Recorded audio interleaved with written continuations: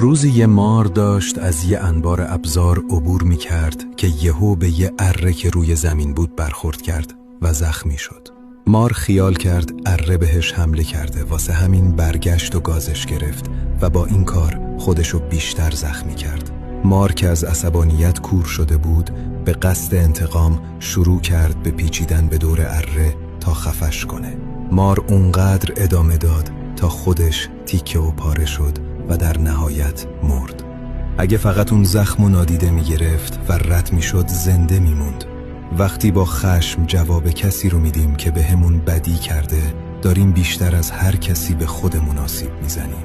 تو زندگی بعضی حرفا و رفتارای آدما رو باید فراموش کرد، چون تلاش برای انتقام گرفتن ممکنه یه زخمی بزنه که دیگه نشه درستش کرد. آدمایی که بهت بدی کردن رو ببخش و با این کار قدرتشون رو ازشون بگیر. در صفحه ما محتوایی هست که کمکت میکنه هر روز 1% بهتر بشی. به خانواده‌مون ملحق شو.